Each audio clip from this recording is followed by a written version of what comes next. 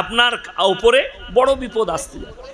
আমি গত কয়েকদিন আগে দেখলাম আমাদের দেশের যারা এমপিরা জিতেছেন তারা সব শপথ বাক্য পাঠ করছিল পার্লামেন্টে। তো একজন আমাদের দেশের মুসলিম সাংসদ, তিনার নাম হচ্ছে ব্যারিস্টার আসাদুদ্দিন ওয়াসি, হায়দ্রাবাদে বাড়ি। আমি জলসা করেছি, বিসমিল্লাহ। আমি হায়দ্রাবাদে জলসায় যাই, আপনাদের 24 পরগনার অনেক লোক আছে, বোরকা ব্যবসায়ী, সব উত্তর 24 পরগনা দক্ষিণের সব বোরকা ব্যবসায়ী, ওনারাই দাওয়াত দিয়েছিলেন। তো ওনাদের একজন এমপি ছিলেন এমএলএ জলসায়।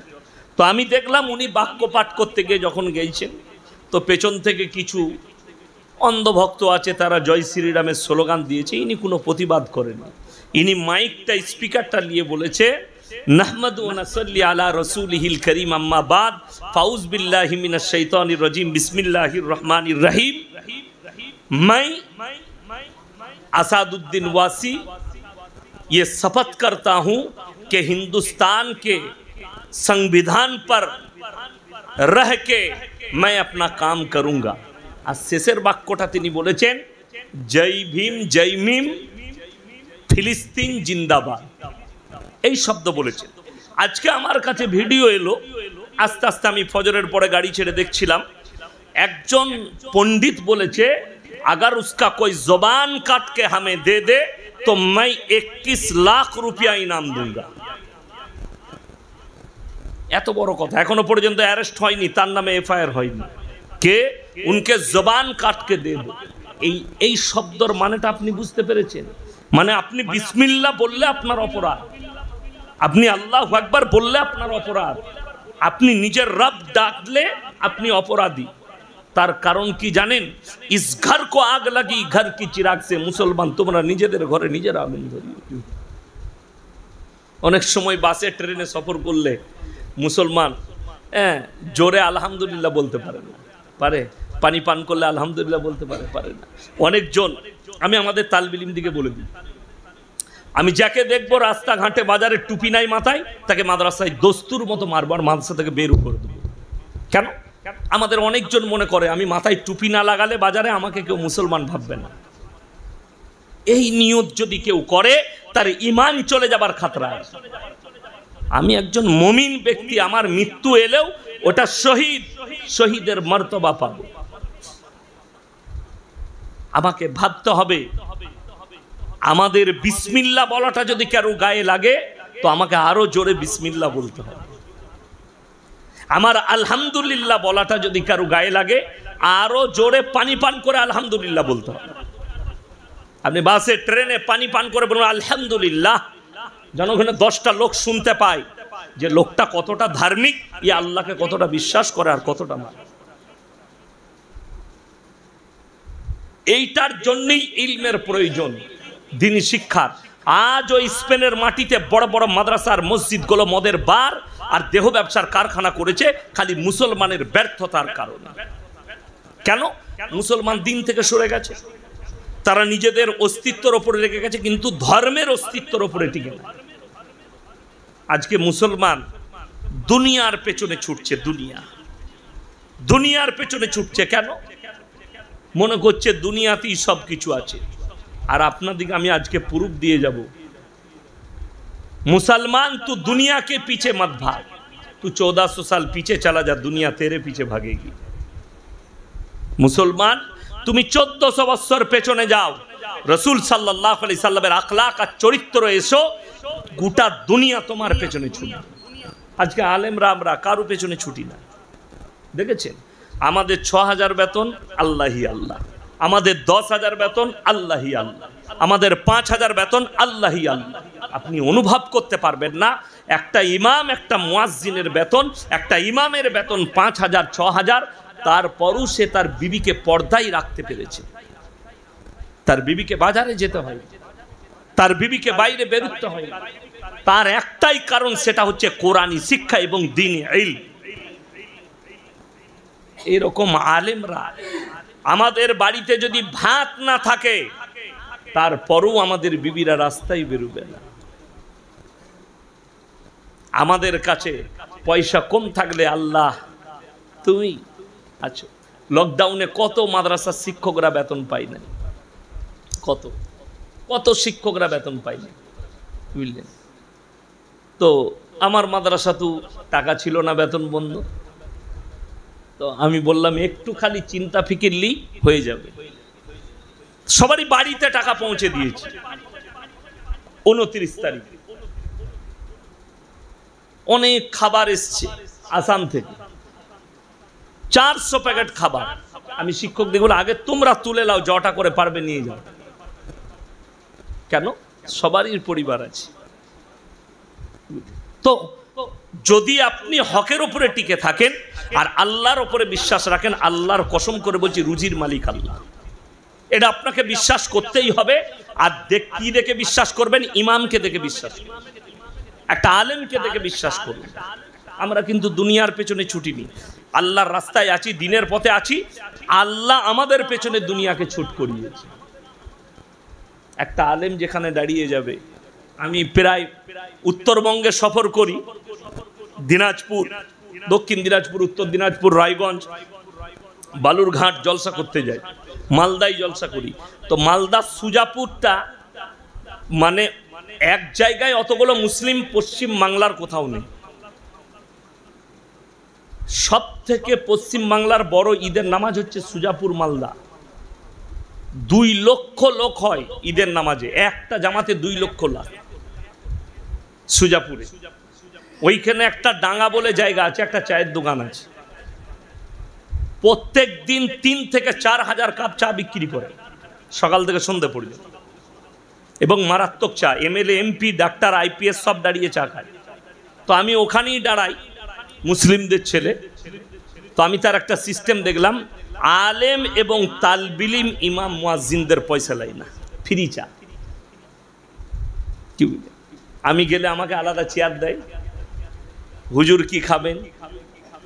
মালাই রুটি, কি বুঝলেন, মারাত্মক বানাই, চা খাওয়াই। আমি কখনো কখনো আমি রেগে তার ডিব্বাই পয়সা ভরে দিই। আর আমি প্রায় দেখতে পাই তালবিলিম আছে, গাদা মাদ্রাসা আছে, তালবিলিমরা আসরের পরে আসছে চা খেতে, একটা তালবিলিমের পয়সা নেই একজনেরও। চা খাও, চলে যাও। আমি তাকে জিজ্ঞেস করলাম, মানুষটা সততা শুনে যে রমজান মাসে আপনার দোকান কিভাবে চলে, আমি জানার জন্য। বললে, হুজুর আমি ইফতারির পরে চালু করি, তারাবির আগে শেষ করে দিই, সারাদিন বন্ধ। আল্লাহ তোমার মালে বরকত দে। আর আলেমদের প্রতি শ্রদ্ধা, ভালোবাসা। তো আমি তাকে চিনি না, সে মোবাইলে আমাকে দেখেছে এবং তার এলাকার তালবিলিম দিকে সে চিনে না কোন বাচ্চাটা কোন মায়ের পেটে, অথচ আল্লাহর তরফ থেকে ইজ্জত যে সে ফ্রি চা খাওয়াচ্ছে। ওই জন্যে এই দিনের ওপরে প্রতিষ্ঠিত আল্লাহ আমাদের সকলকে করুক, বলুন আমিন। এই মাদ্রাসার সার্বিকভাবে কামিয়াবির দায়িত্ব আল্লাহ রাব্বুল আলামিনের হাতে এবং সহযোগিতা আপনাদের। মারাত্মকভাবে সহযোগিতা আপনাদেরকে করতে হবে, তা না হলে হবে না। এই মাদ্রাসায় আজকে 20টা তালবিলিম থাকলে কালকে 100টা তালবিলিম হবে। কিসে? আপনাদের নেক বাদাউলাতে, নেক নজরে, আপনাদের চলার পথটাতে যদি দ্বীনি শিক্ষার প্রতি আপনাদের একটা ভালো মনোভাব থাকে, আল্লাহর কসম করে বলছি, রাসূল আকরাম সাল্লাল্লাহু আলাইহি ওয়াসাল্লাম সাহাবীদের দ্বারা এমন একটা মেহনত চালু করলেন যে সাহাবীরা নিজেদের জান মালকে কোরবানি করতেও পেছনে হয়। নবীজি একটা এলান করেছিলেন, আল্লাহর তরফ থেকে এলানটা এসেছিল, ওয়ামা ইউকরিদুল্লাহ কারদান হাসান। তোমরা আল্লাহর রাস্তায় কে কি দিবে বলো। নবীজি এলান করলেন। জানেন মক্কার বেঈমান কাফেররা কি বলেছিল? মুসলমানদের আল্লাহ ফকির হয়েছে, বলুন নাউজুবিল্লাহ। এই শব্দ এসছে। হযরত আবু বকর সিদ্দিক রাদিয়াল্লাহু তাআলা আনহু মক্কার এক গলি দিয়ে পেরিয়ে যাচ্ছেন, দুজন বেঈমান কাফের বসে মজাক করে বলছে, শুনেছিস মুসলমানদের আল্লাহ ফকির হয়েছে? হযরত আবু বকর বরদাস্ত করতে পারেননি, ঈমান মজবুত, এক চর মেরেছে বেঈমান। বেঈমান বেহুশ হয়ে পড়ে গেছে। হযরত আবু বকর চলে গেলেন, তার হুঁশ ফিরেছে, নবীজির কাছে হাজির। আপনার আবু বকর আমাকে বিনা কারণে চর মেরেছে। আল্লাহর হাবিব বললেন, এই আমার আবু বকর বিনা কারণে চর মারতে পারে না। রেওয়ায়েতে আছে উক্তকালে আবু বকর হাজির রাসূলের কাছে, হে আবু বকর, তুমি কি বেঈমানকে চর মেরেছো? ইয়া রাসূলুল্লাহ, মেরেছি। আল্লাহ শানে এমন কথা বলেছে তাই আমি মেরেছি। বেঈমান সঙ্গে সঙ্গে বলছে, मैं अपने माबूदों की कसम खा के कहता हूं मैंने ऐसे नहीं कहा, আমি এই শব্দ বলি নাই। আপনার আবু বকর মিথ্যা বলছে, আমার একজন সাক্ষী আছে। আপনার আবু বকরের সাক্ষী কই? হযরত আবু বকর ফেরে পড়ে গেলেন, সাক্ষী কেউ নাই। আল্লাহর নবী সাল্লাল্লাহু আলাইহি সাল্লাম বিচারে বসলেন আর বললেন, আবু বকর, আমি আল্লাহর হাবিব, ন্যায় পরায়ণ আল্লাহ আমাকে সৃষ্টি করেছেন। তুমি যদি সাক্ষী না আনতে পারো, আমি বেঈমানকে বলবো তোমাকে মেরে প্রতিশোধ নিয়ে নিবে। এ কথা বলার পরে বেঈমান কাফের দুজন মজা নিচ্ছে, হাসছে। নবীজি কি করে দেখি। আল্লাহর হাবিবের চোখে পানি, হযরত আবু বকরের চোখে পানি। হযরত আবু বকর বুঝতে পেরেছেন, আমি যদি সাক্ষী না আনতে পারি, নবীজি বেঈমানকে বলবে মেরে প্রতিশোধ। ইলম নাই, কোরআনের তাফসীর জানে না, বয়ান করতে পাবে না, নাহলে ভুল ভাল বলবে, যা মন তাই বলবে। আমার গ্রামে বলছে, আমার এলাকায় আমি বাজারে একটা মসজিদে মাঝে মাঝে জুম্মা পড়ি। একজন বয়ান করছে, মাদ্রাসার শিক্ষাটা, এই ইলমটা হচ্ছে চা চামচের মতো, আর তবলিগ দাওয়াতের মেহনত হচ্ছে দরিয়ার মতো। আমি বললাম, পেলে কোথায়? বললে বড়রা বলেছে। আমি তোমার বড়র নামটা করো। কথাটা বুঝতে পারেন? আমি বললাম, তবলিগ আগে না ইলিয়াস সাহেব রহমতুল্লাহ আলাই আগে? বললে ইলিয়াস সাহেব রহমতুল্লাহ আলাই আগে। আমি যে লোকটা তবলিগের প্রতিষ্ঠিতা করলো সে মাদ্রাসায় পড়েছে। এখন অনেকজন বলবে, আমাকে একজন হোয়াটসঅ্যাপে পাঠিয়েছে যে এক চেল্লার সাথী হতে হবে তবে ইমাম রাখবো। আমি তাকে জিজ্ঞেস করতে চাই, মোল্লা কাসেম সাহেব নানদবী রহমতুল্লাহ আলাই জীবনে চেল্লা লাগাই নাই, একদিন তবলিগে লাগাই নাই। তার বাপ একদিন তবলিগে লাগাই নাই।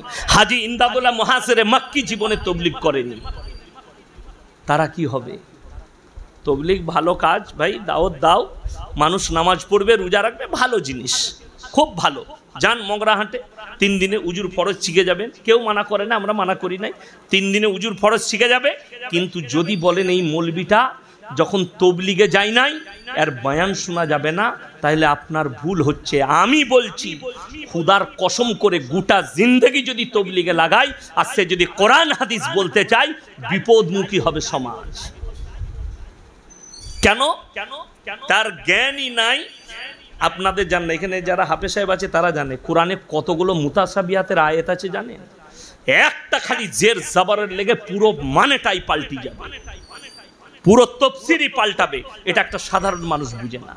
আপনি মানে পড়তে পারেন, বাংলা মানে কোরআন থেকে মানে পড়ুন, তাফসীর ব্যাখ্যা বিশ্লেষণ করতে পারবেন না বিবেকের দ্বারা। তার জন্য গ্রামার জানতে হবে আপনাকে, মাদ্রাসার দারসগায় বসতে হবে। আপনি যদি বলেন হ্যাঁ আমি করতে চাই, আসুন আমাদের কাছে তালবিল ইলম হন 3 দিন, 10 দিন, 10 বছর, তারপরে আপনি পড়বেন। আমার আব্বাজি বিয়ের পরে মৌলবি হয়েছে, আপনাদের জানা আছে? আমার আব্বার বয়ানে খুঁজে নিলেন, বিয়ে করার পরে তারপরে পড়তে গিয়েছিলেন, রাতের বেলায় পালিয়ে গিয়েছিলেন। কি করে? আমার দাদর ধান বিক্রি করে পালিয়েছিলেন। দাদর ধান ছিল, বিক্রি করে দিয়ে মাদ্রাসায় পড়তে গিয়েছিলেন। কোথায় পড়েছেন? আমার আব্বাজির প্রথম জীবনের উস্তাদ মোল্লা মুসলিম সাহেব রহমতুল্লাহ আলাই, উনিও এখানকার 24 পরগনা, কলকাতায় পড়েছেন। তারপরে মুরাদাবাদ শাহী, তারপরে মাজাহিরি। এই বড় বড় আলেমদের হিস্ট্রিগুলো দেখে দেবেন। যিনি ভারতের বিখ্যাত কারি আব্দুর রউফ সাহেব, দারুল দেওবন্দের শেখুল কুররা, তিনি কিন্তু দেওবন্দের ছাত্র নয়।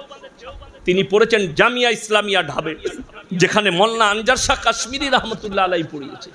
আপনারা আলেমদিকে চিনেন কোথায়? চিনতেই চাইলেন না। যিনারা আমার বয়সে বড় তিনারা জানেন, মোল্লা আনোয়ার শাহ কাশ্মীরি রহমতুল্লাহ আলাই একটা জিনিসকে একবার দেখলে 40 বছর ভুলতেন না। বলুন সুবহানাল্লাহ। আল্লাহ কত ইলম দিয়েছিল। মিশরে সফর করেছেন, লাইব্রেরিতে গিয়ে একটা তাজবিদের কিতাব দেখলেন। তিনি বললেন এই কিতাবটা আমি হিন্দুস্তানে নিয়ে যেতে চাই। বলে অর্ডার নাই। বলে পড়ে দেখতে পারি? বলে দেখে দেন।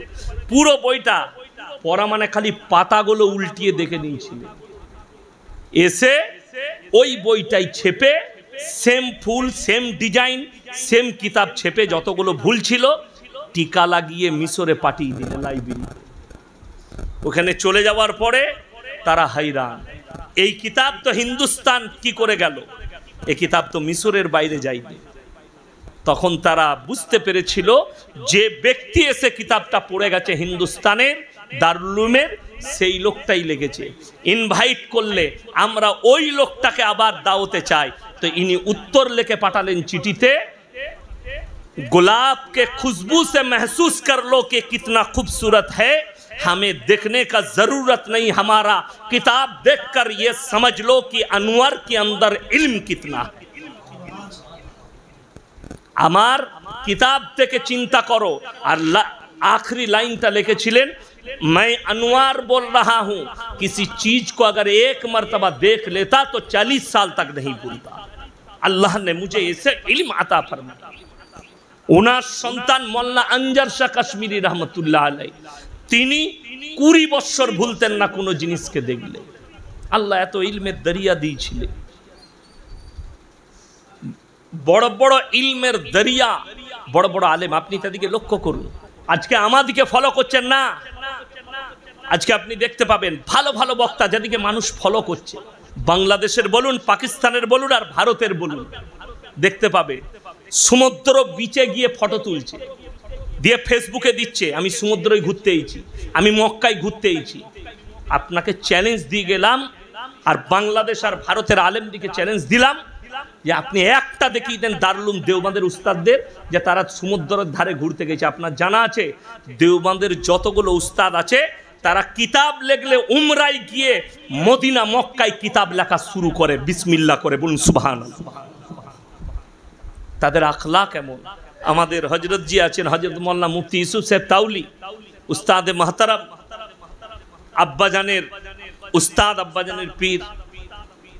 তিনি যখন किताब लेखन, আমি জিজ্ঞেস করি हजरत आप जब किताब लिखना शुरू करते, बोले भाई मैं तो उम्रा में चले जाता हूँ और मदीने में बैठकर लिखता हूँ पहला सफ़ा। जोरे बोलूं सुभान अल्लाह, पहला सफ़ा मैं मदीने में बैठ के लिखता।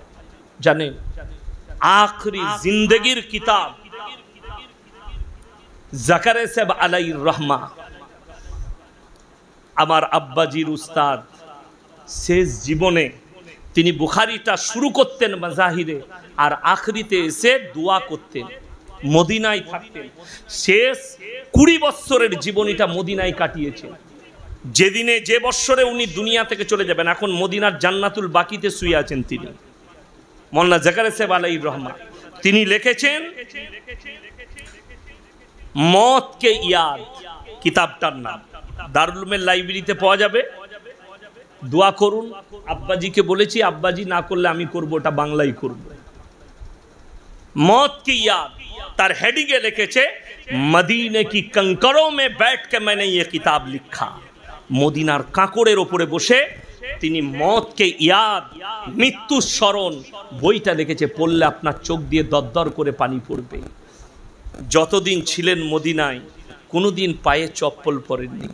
একজন শেখ জিজ্ঞেস করলে হযরত আপনি চপ্পল পরেন না কেন? বলে ওরে বুকা, আমি যেদিকে চপ্পল পরে চলবো সেদিকে হয়তো আমার নবীজি কোনোদিন খালি পায়ে চলেছে, বিয়াদবি হবে। কোনোদিন বিছানায় শুননি, সারা রাত খালি কিতাব লিখেছেন। মদিনায় মেম্বারে ঠেস দিয়ে থাকতেন, ঘুম ভাঙলে নামাজ পড়তেন। জিজ্ঞেস করেছে আপনি বিছানায় জায়গা করা আছে, আপনি শুন না কেন? বলে আমি কি করে বিছানায় শুতে পারি, আমি যেদিকে পা করে শুব হয়তো আমার নবীজি সেদিকে কোনোদিন মাথা করে শুয়েছে, আমার আদবের খিলাফ হবে। কত মহব্বত ছিল রসুলের প্রতি। এই বড় বড় আকাবিরে দিন, উলামায়ে দিন, তাদেরই নকশে কদমে চলনেওয়ালা এই উলামায়ে দিন। আপনি যদি অত দূরে আপনাকে নিয়ে যাব না, আপনি পশ্চিম বাংলায় একবার জিন্দেগিতে গিয়ে দাদা হুজুর পীর কেবলা রহমতুল্লাহ আলাইহির জীবনীটাকে খুঁজে দেখুন, একবার পড়লেন।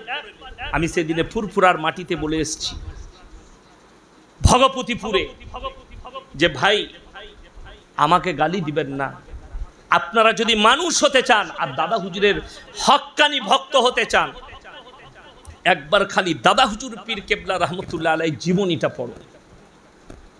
তিনার জীবনীতে শিরক পাবেন না, তিনার জীবনীতে বেদাত পাবেন না, তিনার জীবনীতে কুফরি পাবেন না, তিনার জীবনীতে দুনিয়া পাবেন না, তিনার জীবনীতে খালি পরকালটাই পাবে।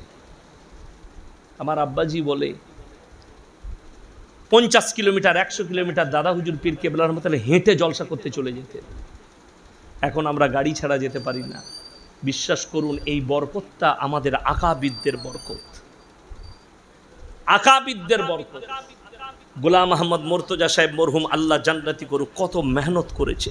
একদিন আব্বাজিন শোনাচ্ছিলেন যে আমি আর উনি জলসা করতে গেছি মেদিনীপুরে, ডঙ্গল শাহ বলে একটা জায়গায়, বেরিয়ে জেনারেটর ভেঙে দিলে কিছু নেই, বয়ান করতে দেবো না, জলসা করতে দেবো না। আমরা চুপচাপ 15 কিলোমিটার হেঁটে চলে এলাম, দিয়ে ট্রেন ধরে বাড়ি এলাম।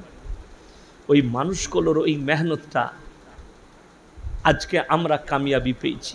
এই যে মাদ্রাসা পেয়েছেন, এই মাদ্রাসা হচ্ছে আমাদের আকাবিরদের মেহনত। তাহলে ভারতের মাটি থেকে কবে মিটে যেত? ইংরেজরা যে চেষ্টা করেছিল, যে প্রচেষ্টা চালিয়েছে, আজকে আবার মুসলমানদের দ্বারাই বেঈমান কাফেররা প্রচেষ্টা চালাচ্ছে এই মাদ্রাসাগুলোকে মিটিয়ে দাও, ইয়ে আলেমদিকে মিটিয়ে দাও। তা না হলে আপনি অবাক হবেন, একটা গ্রামের মাথার নাম হচ্ছে ইমাম। আজকে ইমামকে আমরা কতটা অধিকার দিয়েছি আর কতটা সম্মান দিয়েছি নিজেরা অনুভব করুন। আজকে ভেবে দেখুন, একটা ইমাম জুম্মার দিনে দাঁড়িয়ে হক কথা বলতে পারে না, তার চাকরি চলে যায়। একটা ইমাম মসজিদের সেক্রেটারি কেসিয়ার অন্যায় করলে অন্যায় বলতে পারি না, তার চাকরি চলে যায়। আমরা কেন বলতে পারি? দুঃখের বিষয়, আমরা কারো বাঁধা গোলাম নয়, আর আমাদের চাকরি যাবারও ভয় থাকে না। আমি ইমানদারির সঙ্গে বলছি, যদি এক্ষুনি কেউ, কোন শিক্ষক, কোন মসজিদের ইমাম, তার মসজিদের যদি কোনো মুসল্লি, কোনো সেক্রেটারি, কোনো ক্যাশিয়ার, কোনো মেম্বার যদি পাপ কাজে লিপ্ত হয়, তাকে যদি বলে এটা তুমি পাপ করছো, তার আঙ্গুল দিলে সেই আঙ্গুলটা সে ভাঙার চেষ্টা করে, অথচ নিজের পাপটাকে লক্ষ্য করে না। যা আমাকে যেটা বলছে, আমাকে অনুশোচনা করতে হবে যে আমি এটা পাপ করছি না, আমি এটা কি করছি, আমার এটা ভুল হচ্ছে না তো। ভেবে দেখবেন, যদি মনে হয় ইমাম সাহেব যেটা বলছে ওটা ভুল, আপনার ভালো আলেম জানা মতো আপনি ওটা যাচ করুন যে ইমাম সাহেব ভুল বললো না ঠিক বললো, যাচ হয়ে যাবে। যদি ইমামেরটা ঠিক হয়, আপনি ইমামের কাছে ক্ষমা চেয়ে বলুন, ভাই আমার জন্য দোয়া করবেন, আমি যেন এই গুনাহ থেকে বেরিয়ে আসতে পারি। অথচ আপনি ওটা ঢাকার চেষ্টা করছেন, ইমামের জুবান বন্ধ করতে চাইছেন ইমামকে তাড়িয়ে। এটা কখনো হয় না। সেই সমাজের কখনো উন্নতি হতে পারে না, সমাজ অবনতির দিকে চলে যাবে। ওই জন্যে দ্বীনি শিক্ষা একটা গুরুত্বপূর্ণ বিষয় ইসলামের জন্য। পাপ থেকে বাঁচা শুধুমাত্র, আমার আগে বলছিলেন মৌলানা সাহেব, খুব সুন্দর কথা, যে হাফেজ আলেম হওয়া এটাই শর্ত নয়, দ্বীনি শিক্ষা করা। আমি তো বলে যাব, ওই কলিঙ্গার গ্রামে যে যুবকরা, যে আমার বৃদ্ধ বাবাজিরা যারা কোরআন জানেন না, মাদ্রাসায় এসে যোগাযোগ করুন যে কখন আমাদেরকে একটা ক্লাসের সময় দিবেন, আপনারাও কোরআন শিক্ষা করুন। আমার গ্রামে আছে যারা বয়স্ক মানুষ আছে, কোরআন জানেন না, তাদেরকে শিক্ষা দেওয়ার জন্য আমার মাদ্রাসার শিক্ষকও মসজিদে যায়, ঠিক করা আছে, তাদেরকে বেতন দেওয়া হয়, গ্রামের মানুষ দেয়। আপনি জীবনে কোরআন জানেন, আপনি শিখে নেন। কে বললো বয়স্ক অবস্থায় কোরআন শেখা যাবে না? আপনি বয়স্ক অবস্থায় পাপ করতে পারছেন, পাপ ছাড়তে পারছেন, আর কোরআন শিখতে পারবেন না? আপনার জানা আছে কোরআন সব থেকে সহজ ভাষা আরবি ভাষা, কোরআনে আছে সূরা ইউসুফ। আমি তোমাদের জন্য আরবি ভাষায়, সহজ ভাষায় কোরআনকে অবতীর্ণ করলাম। আপনারা দেখলেন না আমাদের কারি সাহেব কিরাত করলেন? আল্লাহর কসম করে বলছি, পৃথিবীর যতগুলো সূরা আছে, ফান আছে, সব থেকে মারাত্মক দামি ফান হচ্ছে কোরআনের ফান। কারি আব্দুল বাসিত সাহেব রহমতুল্লাহ আলাই, তিনি যখন কিরাত পড়েছেন, হাজার হাজার লোক কালমা পড়ে মুসলমান হয়েছে, খ্রিস্টান, ইহুদি, নাসারারা। তিনি যখন কিরাত পড়েছেন, হাজার হাজার লোক কনফারেন্সে গেছে, কিরাত পড়েছেন, লোকরা কোরআন শুনে কালমা পড়ে দিয়েছে। আজকে কারি সাহেব যেটা পড়ছিলেন, এটা যদি আধ ঘন্টা পড়তো, যারা কোরআন বুঝে, আমরা বুঝি, আমাদের দিল চাইছিল, মনে হচ্ছে যেন আমরা কোরআনের পানিতে ভেসে যাচ্ছি জান্নাতের দিকে। আল্লাহর কসম করে বলছি, কোরআন বলছে ওয়ামাল হায়াতুদ দুনিয়া ইল্লা মাতাউল গুরুর, এই দুনিয়া তোমাদের জন্য সম্পূর্ণ ধোঁকা। আপনি আমি ধোঁকায় পড়ে আছি। ধোঁকাটা মিটবে কখন? যখন মৃত্যুর ঘন্টা আপনার কাছে বাজবে, আল্লাহর কসম ধোঁকা মিটে যাবে। হযরতে আবু বকর, লাস্ট কথা বলছি, হাদিস, হযরতে আবু বকর সিদ্দিক রাদিয়াল্লাহু তাআলা আনহু নবীজিকে জিজ্ঞেস করলেন, ইয়া রাসূলুল্লাহ, পৃথিবীর মধ্যে সবথেকে জ্ঞানী ব্যক্তিকে? নবীজি সাল্লাল্লাহু আলাইহি সাল্লাম কোনো ডাক্তার, মাস্টার, প্রফেসর, ইঞ্জিনিয়ার, কোনো বৈজ্ঞানিকের নাম লেননি। নবীজি বললেন, হে আমার সাহাবীরা শোনো, সব থেকে বড় জ্ঞানী ব্যক্তি সে যে প্রত্যেক দিন একবার নিজের মৃত্যুকে স্মরণ করেছে। জোরে বলুন সুবহানাল্লাহ। আপনি রাত্রে শুবার সময় মনে মনে ভাবুন, আমি যদি আজকে রাত্রে মারা যাই, সকালবেলায় উঠে আমার লাশটা আগনায় শোয়ানো হবে, আমার বাড়ির আত্মীয় স্বজন ছেলেপিলেরা কাঁদবে, কিছুক্ষণ পরেই আমার লাগানো হবে, আমাকে কাফন পরানো হবে, জানাজার ময়দানে লাশ পৌঁছে যাবে, জানাজা পড়বে, কবরে শোয়ানো হবে। আপনার জানা আছে আমরা কি করি বলুন তো? কবরে গিয়ে মানুষ খালি আমরা তাড়াতাড়ি করি, কতক্ষণ মাটি দিয়ে আমি বাড়ি ফিরে যাব।